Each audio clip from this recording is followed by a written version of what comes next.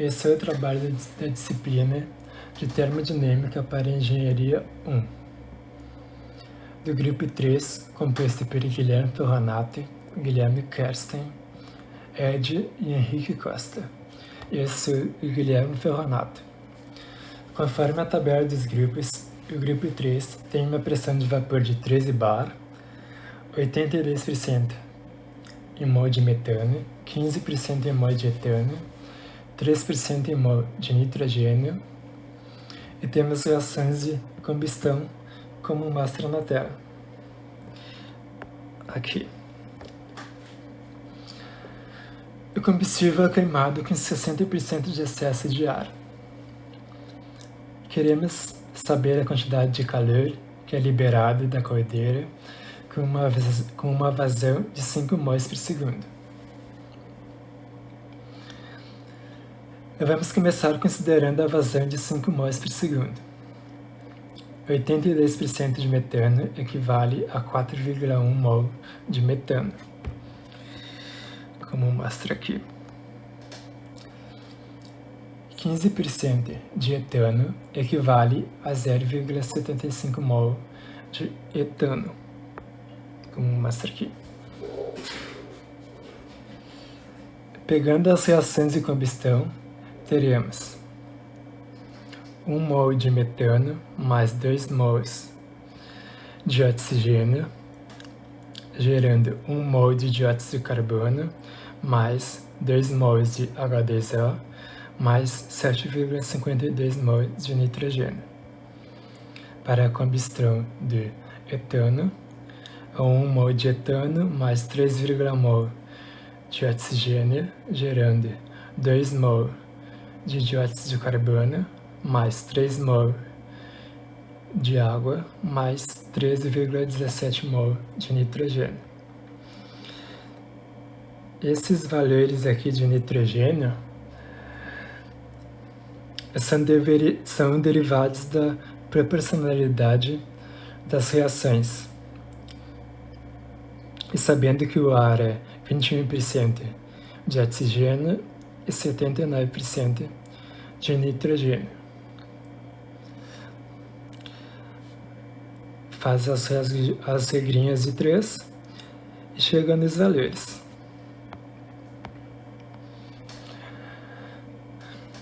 Assim temos 1 mol de metano consome 2 mols de oxigênio, logo 1,1 mol de metano precisa de 8,2 mols de oxigênio, como mostra aqui. 1 mol de etano consome 3,5 mols de oxigênio, logo 0,75 mol de etano precisa de 2,625 mols de oxigênio, como mostra aqui.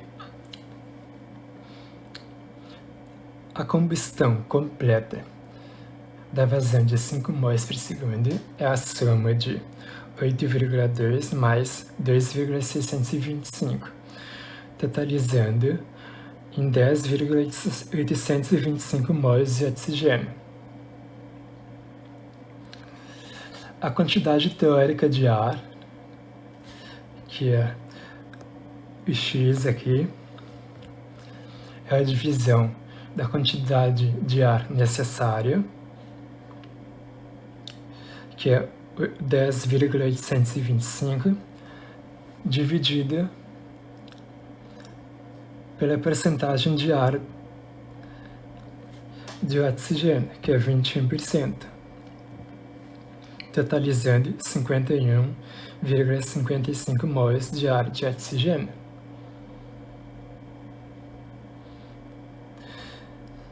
Sabendo que o combustível é queimado com 60% de excesso de ar, logo precisa de 1,6 vezes a quantidade de ar teórico, totalizando em 82,48 mols de ar.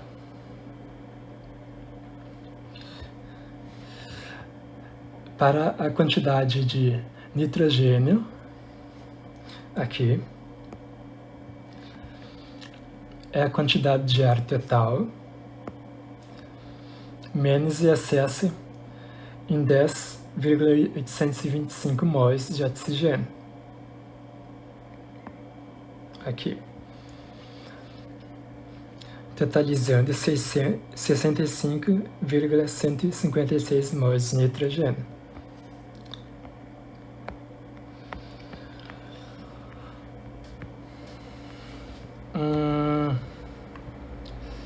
Segunda parte.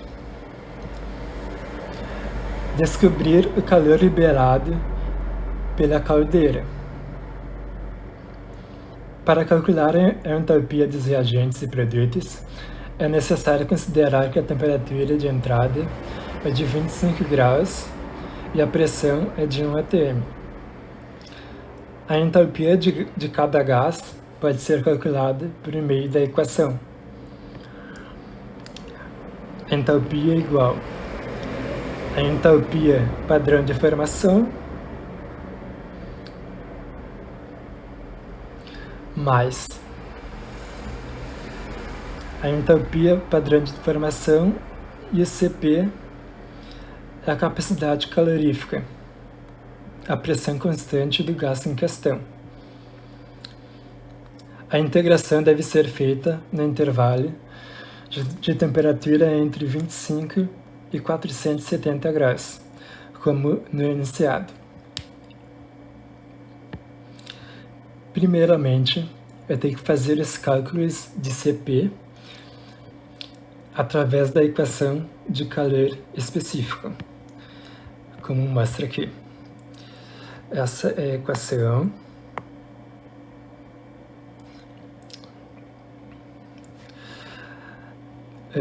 Os valores de A, B, C e D, tu pega da tabela C1 das capacidades caloríficas, coloca na equação e calcula. Esses são os valores encontrados.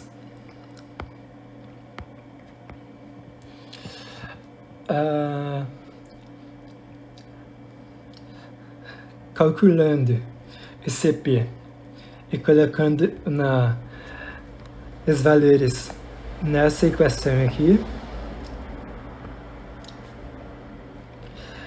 temos os respectivos valores.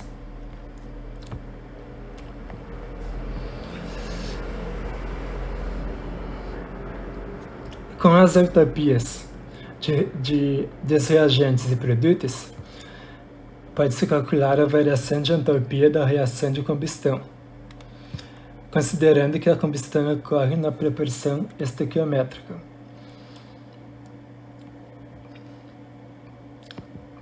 Temos a variação de entropia da combustão igual a número de mols do combustível queimado vezes a variação de combustão padrão de formação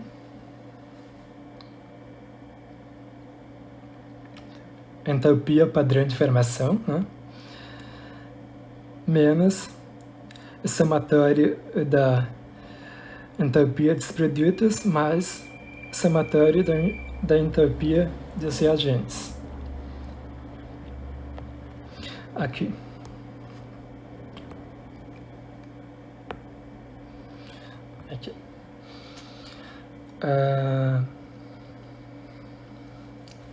Fazendo o equacionamento, colocando os valores adequados, como mostra aqui. É bem grandinho.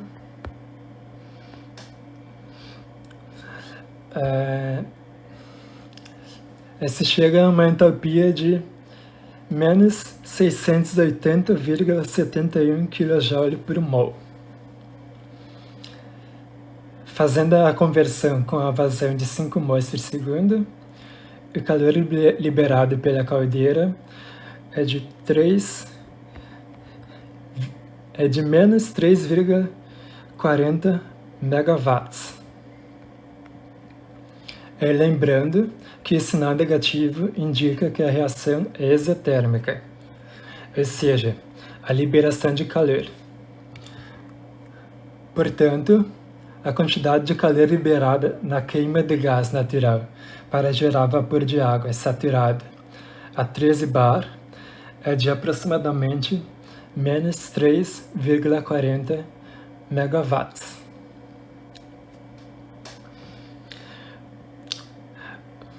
No próximo vídeo, o colega vai explicar pelo programa de simulação. Bom, agora a parte do simulador. Aqui já está pronto o esqueleto do processo. Eu estou usando a biblioteca de engenharia de processo do próprio Easy.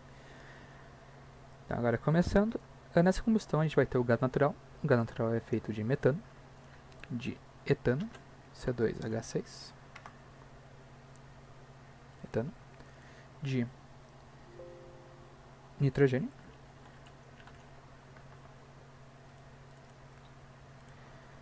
também nessa reação vai ter oxigênio, e vão formar então CO2 e água. Tudo aqui.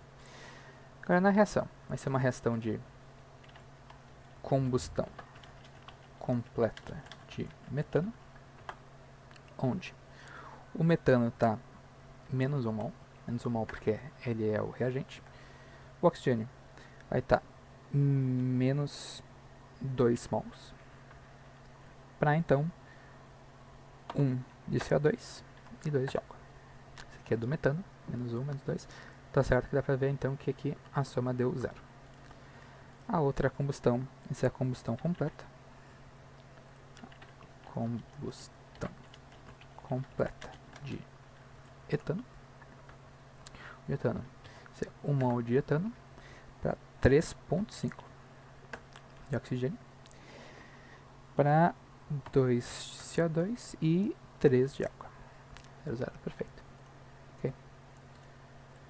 Agora, o nosso grupo, que é o grupo 3, a gente recebeu uma vazão de 5 mol por segundo e uma composição molar de metano, que é de 82%, 15 de etano e 3 de nitrogênio. 0, 0, 0. A temperatura de pressão foi dada anunciada, a temperatura é de 25 graus e a pressão é de 1 atm. Agora no ar, a temperatura também é de 25 graus e 1 atm. Só que o nosso grupo foi dado um excesso de 60% de ar. O cálculo já foi mostrado anteriormente, e isso deu então 82 gramol, 82,48 gramols. A composição molar do ar é de 79% de nitrogênio e 21% de oxigênio, 100%. Ok? Agora, as propriedades do reator estequiométrico. A gente vai querer que as reações de combustão completa de metano e etano e a conversão de metano e etano também. A temperatura que a gente quer que saia é de 470 graus e a pressão é de 1, que é dito no enunciado que a variação de pressão é desprezível. 1 atm graus Celsius. A conversão de metano e etano é de 1 para cada. Okay. O grau de liberdade global deu 0, mesmo aqui sendo local menos 1, a gente deu 1 a mais, porque a gente não deu um grau de liberdade para a fonte de energia. Então tudo certo. Agora é só fazer a simulação. Bom, com a simulação já feita, podemos ver que a energia liberada foi de 3,13, 3,12, 82 megawatts. Isso é negativo porque, como a reação é de combustão, a reação então é exotérmica, essa energia está sendo liberada. Ela é bem parecida com a energia dada no cálculo à mão, que foi de 3,40 megawatts, negativos também. Essa pequena diferença de 0,27 pode ser explicada por uso de dados de CPU um pouco diferentes e também arredondamentos na hora do cálculo, por exemplo. Bom, agora que já calculamos o calor gerado pelo reator, tanto utilizando os cálculos das entalpias e dos calores específicos, quanto através de simulação no Easy, iremos qual a taxa de massa de entrada de água líquida na caldeira para gerar vapor saturado de água a 13 bar. Utilizando o balanço de energia para sistemas abertos em regime estacionário, conseguimos obter que a massa de saída é igual à massa de entrada, visto que em regime estacionário não pode haver acúmulo de massa. E através do balanço de energia no regime estacionário, não pode haver acúmulo de energia, então esse termo é zero. E através do enunciado e dos dados do problema, conseguimos anular a variação de energia potencial, a variação de energia cinética e o trabalho, visto que o trabalho de eixo é igual a zero. Através disso, obtemos essa fórmula, e o enunciado do problema também nos diz que a entalpia de entrada da massa da água líquida que entra na caldeira é 171,95 kJ por quilo.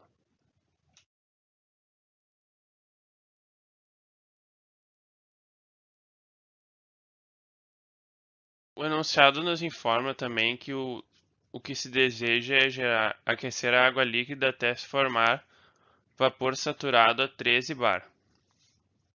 Utilizando uma tabela de dados termodinâmicos da água, podemos descobrir que a 13 bar, ou 1.300 kPa, a entalpia de vapor saturado da água é 2.786,5 kJ por quilo.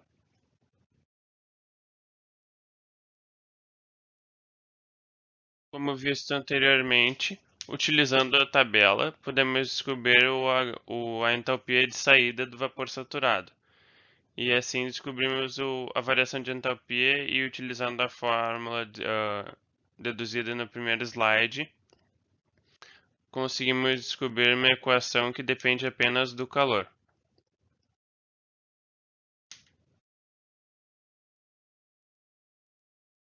Substituindo o calor obtido pelos cálculos usando a fórmula deduzida nos slides anteriores, encontramos uma taxa de massa de entrada de água líquida de 4.681,5 kg por hora. Usando o calor obtido através das simulações no Easy, obtemos uma taxa de entrada de massa líquida de 4.309,7 kg por hora, ou seja, uma diferença de mais ou menos 370 kg por hora entre os nossos resultados.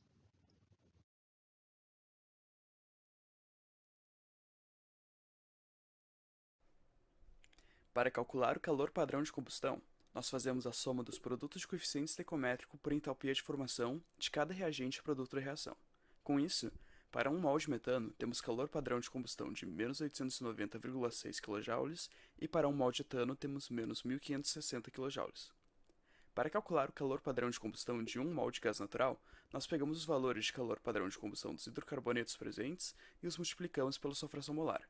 Com isso, chegamos ao valor de menos 964,3 kJ. Para calcular o calor gasto para levar os produtos de 25 graus Celsius para a temperatura de saída dos gases do queimador, utilizamos a equação 1 para cada produto e depois somamos os valores obtidos. Aplicando a equação para as medidas do dióxido de carbono, obtemos o valor de 18,5 kJ, e para a água, obtemos 70,25 kJ. Somando os dois valores, chegamos em 88,75 kJ.